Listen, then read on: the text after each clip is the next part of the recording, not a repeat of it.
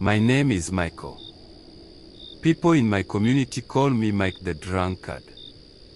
Before people started calling me Mike the Drunk, I was just Mike, a simple farmer. My days were full of sunlight, the smell of fresh earth, and the steady rhythm of my hoe hitting the soil. I wasn't wealthy, but I had enough to eat and a small hut to sleep in. Then came the drought. For months, the rains refused to fall. The ground cracked open like a broken calabash, and the crops withered before my eyes. My farm failed, and soon after, my life followed. I turned to palm wine to forget the hunger, the shame of losing everything. The wine became my companion, drowning the memories of my better days. The villagers started avoiding me, calling me useless. But none of that mattered once I had my god of wine.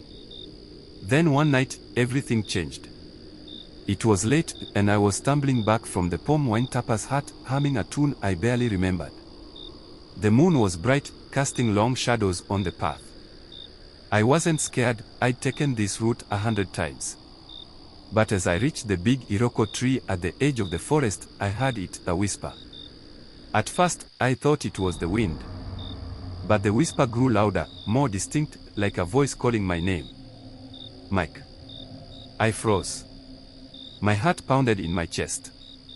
The air around me felt heavy, like something unseen was watching me. I turned around, but there was no one there. Then I saw it. At the base of the Iroko tree, something was glowing faintly. A pendant, unlike anything I'd ever seen. It looked like a twisted claw holding a bead, and it pulsed with a strange, eerie light. I didn't know why, but I felt drawn to it. I bent down and picked it up. The moment my fingers touched it, I felt a surge of energy rush through me. My vision blurred, and for a second, it was like I wasn't standing under the tree anymore. I was somewhere else, someplace dark and endless, with whispers all around me.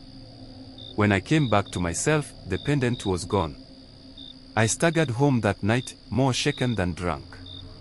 I told myself it was the wine playing tricks on me. But the next day, I saw it again, hanging around a cani. 2 days later, he was dead. At first, I thought it was a curse. Why me?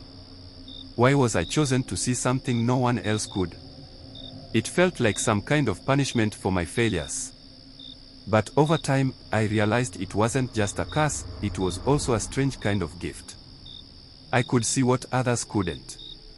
I could warn people, though they never believed me. The villagers called me mad, but I knew the truth.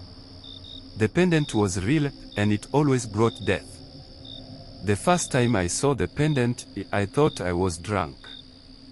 I mean, I was drunk, but this thing, it wasn't normal.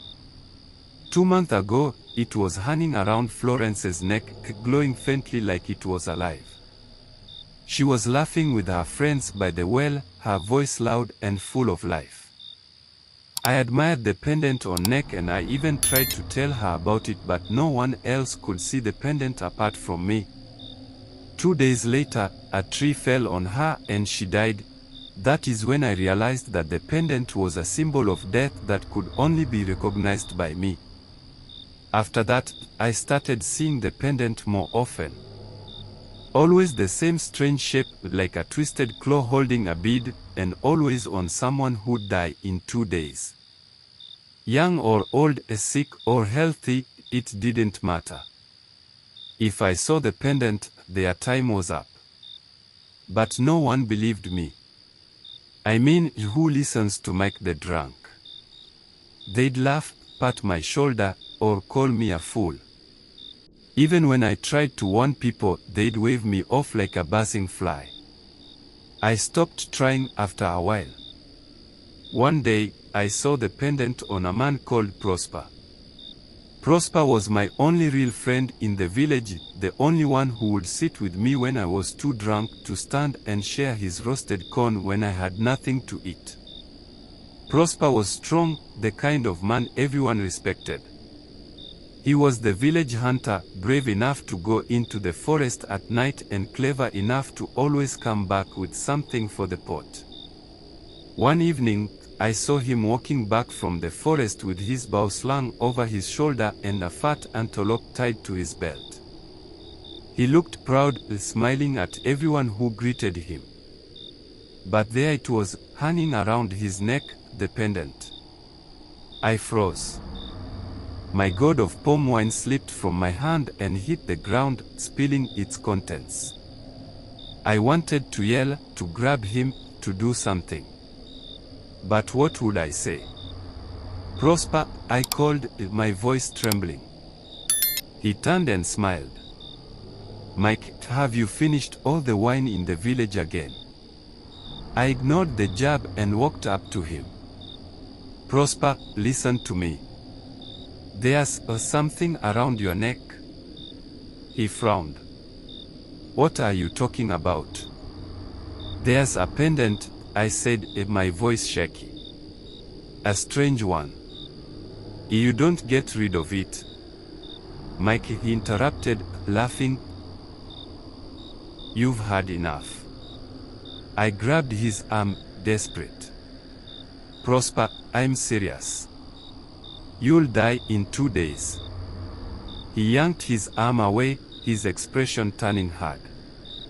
I don't have time for your nonsense, he snapped. Go drink yourself to sleep, as usual. I watched him walk away, the pendant swinging on his chest like it owned him.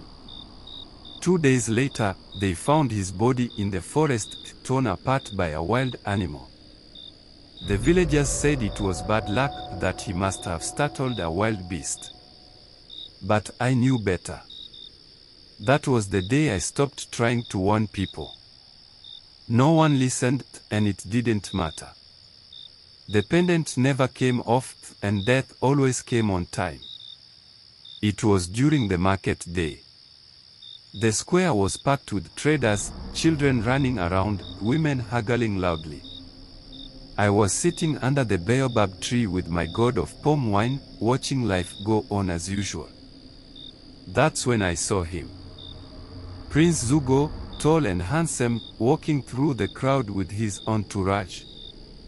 His traditional attire shimmered in the sun, and people stepped aside to greet him with respect. But there it was. The pendant. Hanging low on his chest like it belonged there. My hands went cold. I staggered to my feet, the wine sloshing in my gourd. Prince Zugo. I called out, but my voice cracked. The guards blocked me before I could get close, their spears crossed like a gate. Go home, Mike, one of them sneered. You've had too much. No.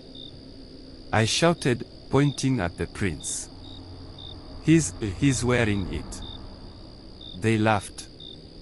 People in the market turned to look, shaking their heads. The drunkard is seeing things again, someone muttered. The prince raised an eyebrow, amused.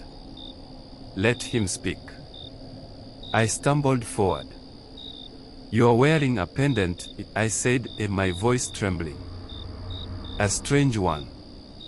If you don't take it off, you'll die in 2 days. The crowd burst into laughter. Even the prince chuckled. And where is this pendant, Mike? He asked, spreading his arms.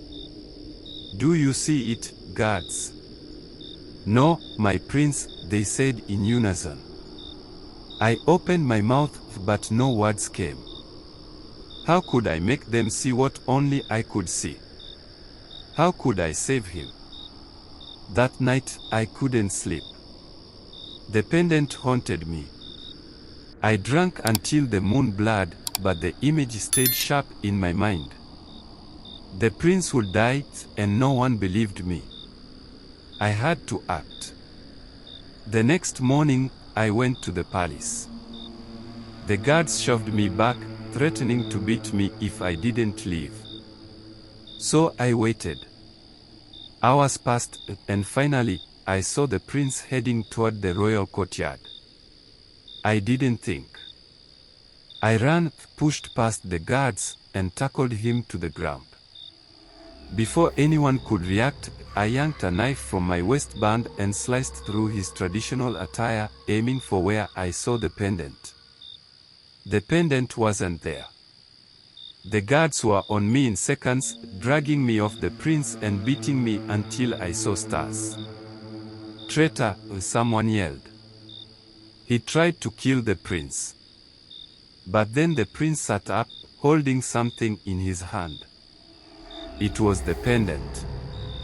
Invisible to everyone before, now it glowed faintly in his palm.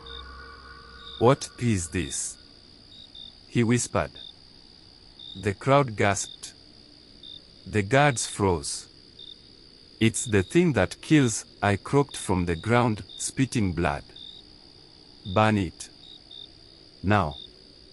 They took the pendant to the shrine. The priests prayed over it, their chants filling the air. Then they set it on fire.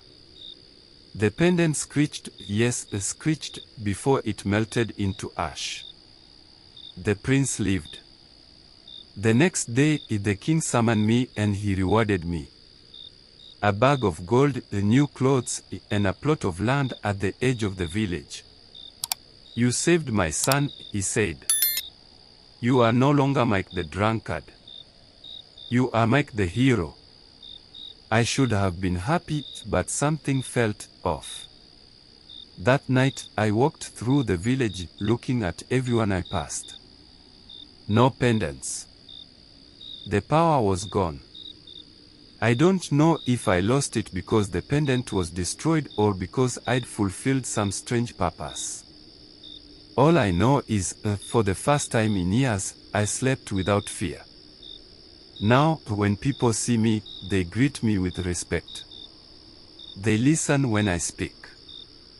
But sometimes, I wonder, what if another pendant appears? Who will see it then?